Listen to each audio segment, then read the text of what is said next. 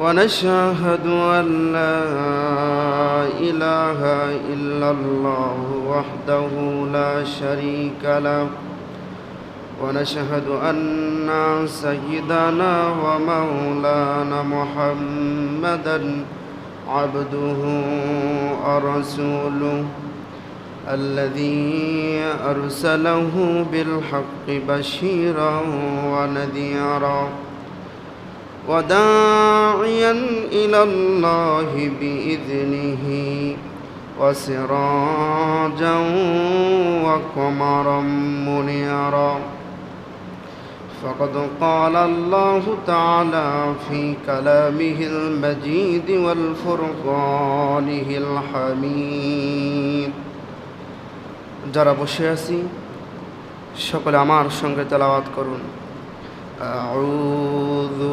বিল্লাহি মিনাশ শাইতানির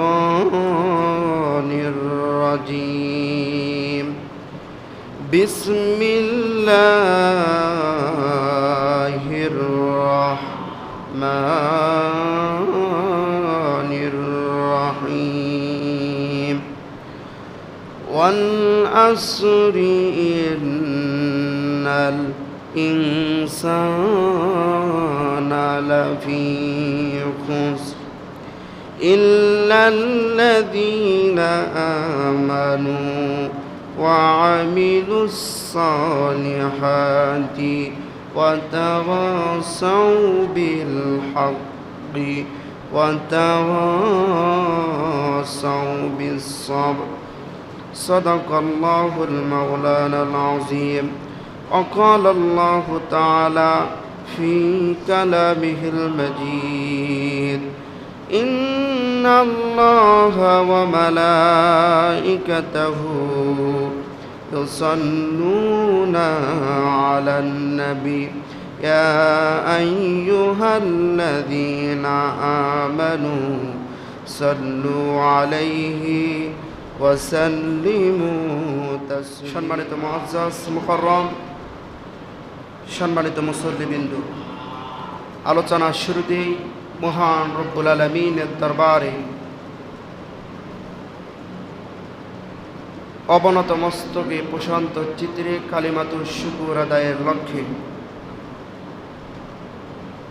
হৃদয়ের সবটুকুন ভাব আবেগ প্রেম এবং ভালোবাসা কণ্ঠের আগে উচ্চারিত করে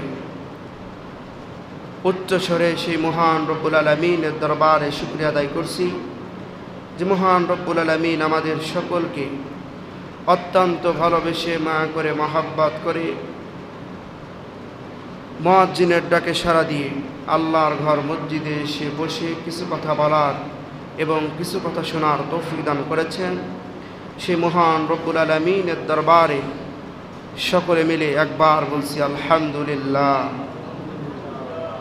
দরুদার সালাম পেশ করছি মানবতার মুক্তির মহান দিশারি সাইয়্যিদুল মুরসালিন খাতামান নবিয়্যিন জনাবে নবী মুহাম্মদুর রাসূলুল্লাহ সংক্ষিপ্ত আকারে পড়ছি সাল্লাল্লাহু আলাইহি ওয়াসাল্লাম। সম্মানিত উপস্থিতি, আপনারা সকলে কেমন আছেন? আমার কথাগুলো ক্লিয়ার বোঝা যায়? আমার কথাগুলো কি ক্লিয়ার বোঝা যাচ্ছে? জি আলহামদুলিল্লাহ। প্রিয় উপস্থিতি, আমি আপনাদের সামনে ভূমিকা লম্বা না করে সরাসরি আলোচনা করছি। আমি আপনাদের সামনে পবিত্র কোরআনুল কারীমের 103 নম্বর সূরা সূরাতুল আসর আপনাদের সামনে তেলাওয়াত করেছি। আপনারা কি বুঝতে পেরেছেন? জি, এটি কম বেশি আমরা সকলেই জানি। ছোট্ট সূরা, মাত্র 3টি আয়াত বিশিষ্ট এই সূরাটি। এটি ইমাম সাহেব প্রায় প্রতি নামাজেই পড়ার চেষ্টা করে। আপনাদের একদম পরিচিত একটি সূরা সূরাতুল আসর আপনাদের সামনে তেলাওয়াত করেছি। এই সূরাকে সামনে রেখে কিছু কথা বলবার নিয়ত করেছি। যদি আল্লাহ পাক রব্বুল আলামিন তার অধম গুনাহগার বান্দাকে কিছু কথা বলার সুযোগ করে দেয়, তাহলে কিছু কথা বলবার চেষ্টা করব। ওয়ামা তাওফীকি ইল্লা বিল্লাহ। প্রিয় মুসল্লিবৃন্দু,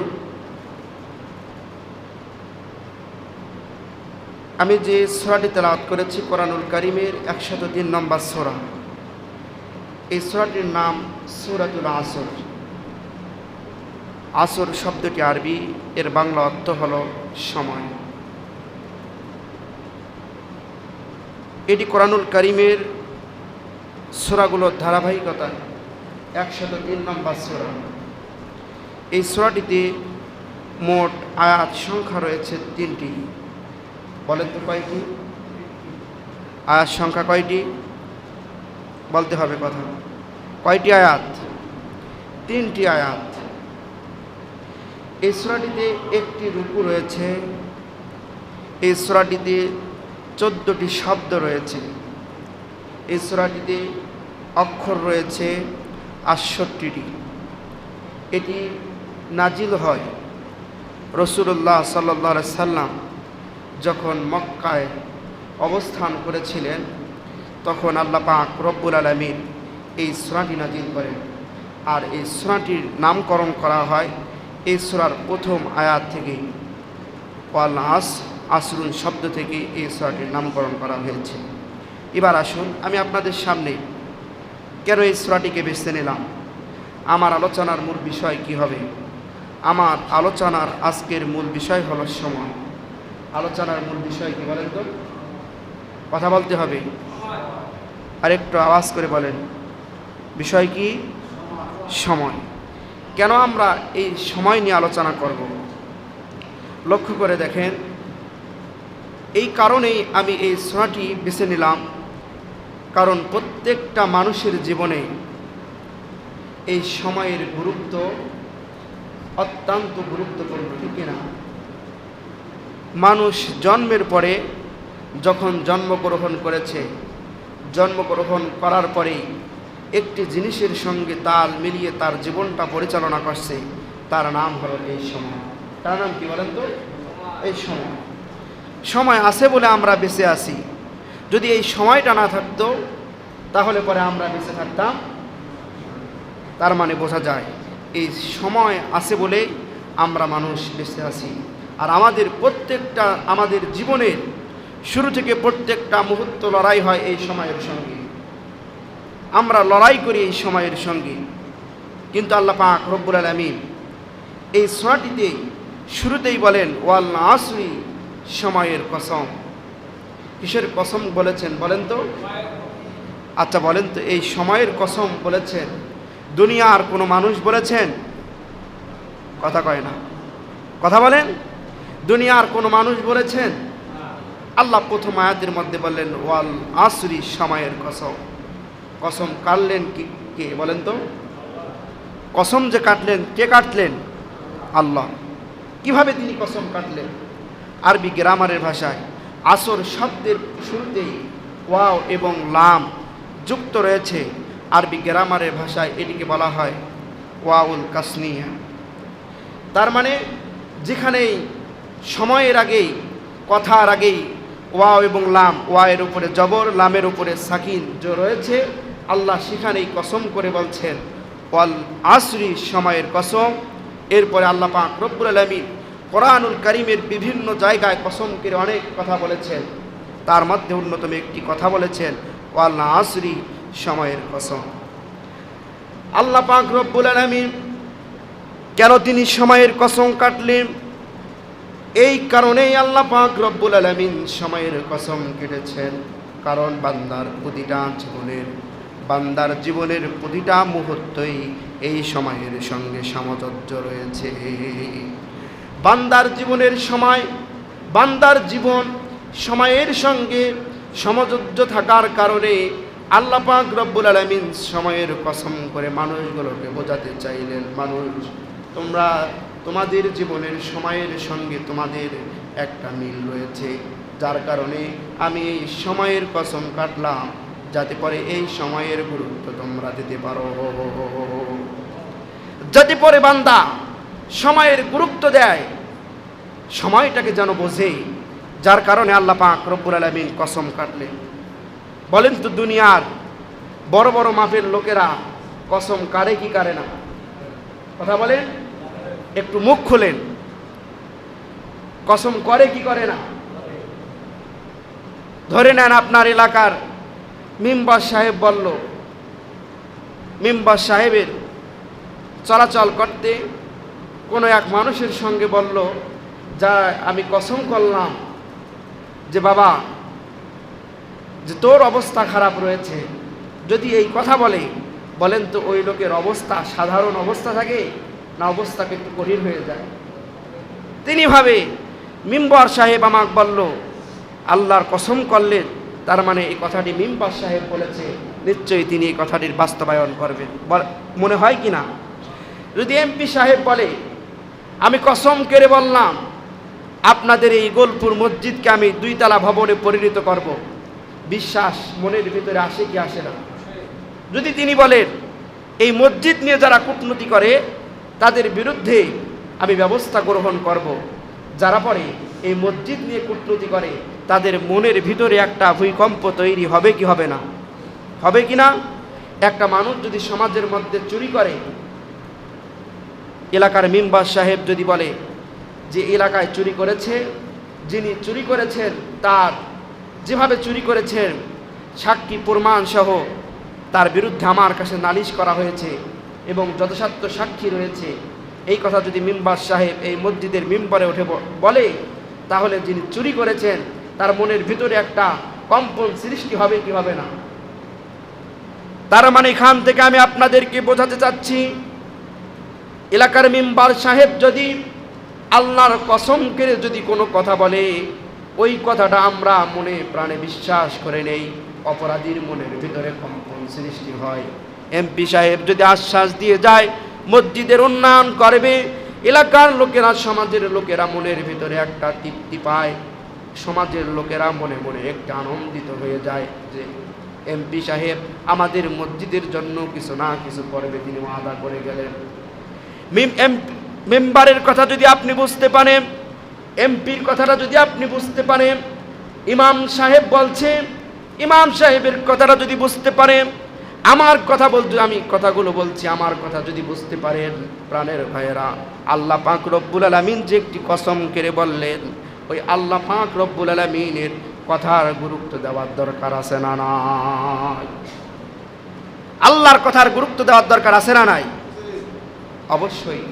আল্লাহ যে কথা বললেন, সময়ের কসম কাটলেন, তার মানে এই সময়ের ভিতরে অনেক কিছু লুকিয়ে আছে না নাই? তার মানে এই সময়ের গুরুত্ব দেওয়ার দরকার আছে না নাই? অবশ্যই আছে। এই ছোট্ট সূরাটি সূরাতুল আসর সম্পর্কে ইমাম শাফি রাদিয়াল্লাহু তাআলা আনহু বলেন, কোনো ব্যক্তি যদি, কোনো মানুষ যদি এই ছোট্ট সূরাতুল আসর নিয়ে গবেষণা করে, এই ছোট্ট সূরাটি যদি মানুষের জীবনে আমল করে, এই ছোট্ট সূরাটি যদি মানুষের জীবনে প্রতিফলিত করে, এই ছোট্ট সূরাটি অনুযায়ী যদি মানুষ জীবন পরিচালনা করে, একটা মানুষের জীবন সুন্দর করে দিতে, একটা মানুষের জীবন পরিবর্তন করতে কোরআনুল কারীমের কোরআনুল কারীম যথেষ্ট, পুরা কোরআনুল কারীম লাগবে না, বরঞ্চ এই ছোট্ট সূরাটি একটা মানুষের জীবন পরিবর্তন করে দিবে। ইমাম শাফি বলছেন, যদি কোনো মানুষ এই ছোট্ট সূরাটি নিয়ে গবেষণা করে, এই ছোট্ট সূরাটি তার জীবনে আমল করে, এই ছোট্ট সূরাটি দিয়ে অনুযায়ী তার জীবনটা যদি পরিচালনা করতে পারে, একটা মানুষের জীবন এই ছোট্ট সূরাটি পরিবর্তন করে দেবে। বলি সুবহানাল্লাহ।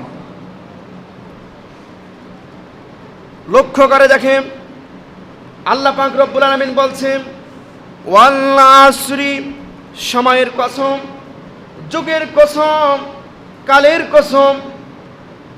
আল্লাহ পাক রব্বুল আলামিন এই সূরাটির মধ্যে সময়ের কসম করেছেন, যুগের কসমও করেছেন। সময়ের সঙ্গে মানুষের মিল রয়েছে, এজন্য আল্লাহ পাক রব্বুল আলামিন এই সময়ের কসম করেছেন। আবার একটা মানুষের জীবনে একটা যুগের সঙ্গে সম্পর্ক থাকার কারণে আল্লাহ পাক রব্বুল আলামিন একটি যুগেরও কসম করেছে। আবার আল্লাহ পাক রব্বুল আলামিন আসর শব্দ দ্বারা আল্লাহ পাক রব্বুল আলামিন একটি কালেরও কসম করেছেন। কেন তিনি কালের কসম করলেন? কারণ একটা মানুষের সঙ্গে কালের সম্পর্ক আছে না নাই? কিভাবে একটা কালের সম্পর্ক রয়েছে। আল্লাহ পাক রব্বুল আলামিন কোরআনুল কারীমের সূরাতুদ দাহরের মধ্যে বলেন, হাল আতা আলাল ইনসানি হিনুম মিনাদ দাহরি লাম ইয়াকুন শাইয়্যাম মাযকুরা ইন্না খলাকনাল ইনসানা আমশাজ নাবতালিহি ফাজআলনাহু সামিআন বাসীরা। বলি আল্লাহু আকবার। আল্লাহ বলেন, হাল্লা তাআলাল ইনসানি হিনুম মিনাদ দাহরি লাম ইয়াকুন শাইয়্যাম মাযকুরা। মানুষের জীবনে এমন একটা সময় এসেছিল, এমন একটা সময় আসছিল যে সময়ে মানুষ উল্লেখযোগ্য কোনো বস্তু ছিল না, মানুষের নাম গন্ধ ছিল না। একটা কালে ছিল কি ছিল না? আজ থেকে যাদের বয়স 10 বছর আগে তাদের নাম গন্ধ পৃথিবীর বুকে কিছুই ছিল না। যাদের বয়স 20, যাদের বয়স 30 বছর আগে তাদের কোনো নাম গন্ধ এই পৃথিবীর বুকে ছিল না। যাদের বয়স 30 বছর আগে তাদের পৃথিবীর বুকে কোনো নাম গন্ধ ছিল না। ছিল কি? ছিল নাকি? ছিল না। আল্লাহ বলে, যেই দিন তাদের নাম গন্ধ ছিল না, আল্লাহ পাক রব্বুল আলামিন তাদেরকে সৃষ্টি করলেন। আর সৃষ্টি করার পরে ওই মানুষগুলোর দাম্ভিকতা, অহংকারিতার জন্য সমাজে বসবাস করা যায় না। আপনার একদিন নাম গন্ধ ছিল না, একটি কাল এসেছিল, একটি যুগ এসেছিল যে যুগে আপনার কোনো নাম গন্ধ ছিল না, আপনার পরিচয় ছিল না, পরিচয়হীন আপনি ছিলেন। আল্লাহ পাক রব্বুল আলামিন আবার এমন একটি সময় তৈরি করে দিলেন, আপনার নাম, আপনার খ্যাতি, আপনার যশ, আপনি সমস্ত কিছু সমাজের মধ্যে তুলে ধরতে পারলেন। যিনি তৈরি করে দিয়েছেন বলেন তো তিনি কে? আল্লাহ। এমন একটা আল্লাহ বলছেন, এমন একটা কাল ছিল, এমন একটা যুগ এসেছিল যে যুগে মানুষের কোনো পরিচয় ছিল না, পরিচয় দিবার মতো কোনো কিছুই ছিল না। কিন্তু আমি পরিচয় দেওয়ার মতো সামর্থ্য তাকে দিলাম। কিন্তু পরিচয় দিতে গিয়ে সময়ের পরিপ্রেক্ষিতে এমন হয়ে দাঁড়িয়েছে, ওই মানুষটা একদিন যিনি পরিচয় করার সুযোগ করে দিলেন, ওই পরিচয় করে দিলেন যিনি, তিনাকে এই মানুষটা নাম, এটি নামটি যিনি আপনার সমাজের মধ্যে তোলার তৌফিক দান করেছেন, তিনি কে বলেন তো? তিনি কে? আল্লাহর নামটা বললে কি শরম লাগে? আল্লাহর নাম বলতে কি শরম লাগে? একটু বলেন না আল্লাহু আকবার। জানি না আপনারা জানেন কিনা, মেডিকেল সায়েন্সের একটা কথা বলে যায়। বর্তমান মেডিকেল সায়েন্স প্রমাণ করছে মানুষের দেহের মধ্যে এমন একটি গুরুত্বপূর্ণ জায়গা রয়েছে যার নাম হলো হৃৎপিণ্ড, যেটি রয়েছে মানুষের বুকের হাড়ের বাম পাশে, বাম সাইডে রয়েছে হৃৎপিণ্ড। এই হৃৎপিণ্ডের মধ্যে এমন কিছু জায়গা রয়েছে, একটু জায়গা ফাঁক লেখা রয়েছে আল্লাহু আকবার, আল্লাহু আকবার লেখা রয়েছে। মেডিকেল সায়েন্স প্রমাণ করছেন যখন কোনো মানুষ একবার আল্লাহু আকবার বলার কারণে কি হয়, মেডিকেল সায়েন্স প্রমাণ করছে বর্তমান সময়ে সব থেকে বেশি মানুষ যে অসুস্থ হয়ে মারা যায়, যার নাম হলো স্ট্রোক। সমাজের মধ্যে আছে না নাই? আছে না নাই? এখন সমাজের মধ্যে দেখবেন সব থেকে যে রোগে আক্রান্ত হয়ে মানুষ মারা যায় তার নাম হলো স্ট্রোক। হুট করে পড়েছে, হুট করে মারা গিয়েছে, মাইকের মধ্যে প্রচার হয় অমুক ব্যক্তি দুনিয়ার মধ্যে আর বেঁচে নাই, কি হলো? ব্যক্তিটা স্ট্রোক করে মারা গিয়েছে। এমন ঘটনা ঘটে কি ঘটে না? মেডিকেল সায়েন্স প্রমাণ করে দিচ্ছে, যদি কোনো মানুষ একবার বলে আল্লাহু আকবার, বলার কারণে কি হয়, মেডিকেল সায়েন্স বলছে ওই ব্যক্তিরা যেন 5 মিনিট পর্যন্ত ওই ব্যক্তির আর স্ট্রোক করার সম্ভাবনা থাকে না। আল্লাহু আকবার। তার মানে হলো যখন কোনো ব্যক্তি একবার বলে আল্লাহু আকবার, আল্লাহু আকবার বলার কারণে এই হৃৎপিণ্ডটা এমন সজাগ হয়ে যায়, তারা আল্লাহর নাম জিকির করতে থাকে। আল্লাহ পাক বলেন, একটা বার আল্লাহু আকবার বলার কারণে আমি ওই মানুষটার জীবনের ঝুঁকি, স্ট্রোক নামক রোগটা যেন 5 মিনিট আর তার শরীরের মধ্যে থাকে না। শুধু আল্লাহু আকবার বললে আপনার উপকার হবে না, পৃথিবীর শুরু লগ্ন থেকে শুরু করে আজ পর্যন্ত পৃথিবীতে যত মানুষ এসেছিল, যারা যখনই একবার আল্লাহু আকবার শব্দটা উচ্চারণ করেছিল, আল্লাহ বলেন তাদের ইমানের জোশ, ইমানের স্পিরিটটাও আমি আল্লাহ বাড়িয়ে দেই। এই কারণেই বদরের যুদ্ধে সাহাবীরা যখন সাহাবীদের সংখ্যা একবারেই কম ছিল, কেন তারা বিজয় অর্জন করতে পারল? তার মানে তারা যখন যুদ্ধের মধ্যে লাফিয়ে পড়েছিল, আল্লাহু আকবার শব্দটা উচ্চারণ করেছিল, তাদের প্রথম প্রতিধ্বনি ছিল লিল্লাহে তাকবীর, আল্লাহু আকবার। যখন এই কথা বলে যুদ্ধের মধ্যে চলে গিয়েছে, সমস্ত কাফেরকে তারা পরাজিত করে তারা জয় অর্জন করে ছিনিয়ে নিয়ে এসেছে। আফ্রিকার বুকে সাদ বিন আবি ওয়াক্কাস রাদিয়াল্লাহু তাআলা আনহু যখন চলে গেলেন আফ্রিকা ভূমধ্য সাগর পাড়ি দিয়ে জঙ্গলকে অপেক্ষা করে যখন আফ্রিকার বুকে চলে গেলেন, আফ্রিকার বুকে ঢোকার সময় তার প্রথম প্রতিধ্বনি ছিল আল্লাহু আকবার। আল্লাহু আকবার বলে যখন আফ্রিকার বুকে ঢুকেছে, সমস্ত জালেমকে পরাজিত করে তিনি কালেমার পতাকা আফ্রিকার বুকে পথ পথ করে উড়িয়েছে। তার পেছনে প্রতিধ্বনি ছিল লিল্লাহে তাকবীর, আল্লাহু আকবার। 24-এর গণ অভ্যুত্থান এমনিতে হয় নাই, ওখানেও একদল ছিল যাদের প্রতিধ্বনি ছিল লিল্লাহে তাকবীর, আল্লাহু আকবার। আজও যদি সমস্ত অশ্লীলতাকে দূর করতে চান, সমস্ত আপনাকে দূর করতে চান, বাংলাদেশ থেকে যদি জালেমগুলোকে, স্বৈরাচারগুলোকে বিদায় করতে চান, আবারও একটা সময় আসবে লিল্লাহে তাকবীর, আল্লাহু আকবার বলতে হবে। সম্মানিত উপস্থিতি,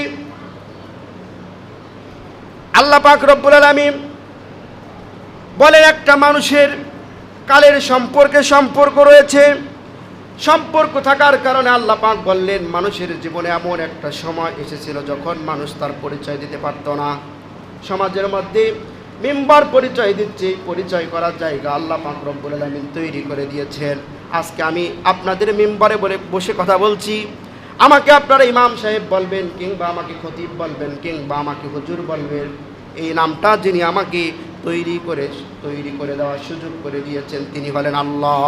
এই আল্লাহ পাক রব্বুল আলামিনের যদি এই চেয়ারে বসে যদি আমি শুকরিয়া আদায় না করি, আল্লাহ পাক রব্বুল আলামিনের ন্যানো সেকেন্ড সময় লাগবে না এই মিম্বার থেকে আমাকে দূরে সরিয়ে দিতে। সময় লাগবে?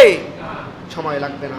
কারণ আমি আল্লাহ পাক রব্বুল আলামিনের যদি শুকরিয়া না আদায় করি, এই চেয়ারে বসার পরে আল্লাহ এই চেয়ার থেকে নামিয়ে দিতে আমার মিনিট 1 ন্যানো সেকেন্ড সময় আল্লাহ লাগবে না। লাগবে? লাগবে না। এই শুকরিয়াটা কি? এই মিম্বরে বসে যদি আমি হক কথাটা না বলি, হক কথা বলা আমার জন্য আল্লাহর শুকরিয়া। এই চেয়ারে বসে,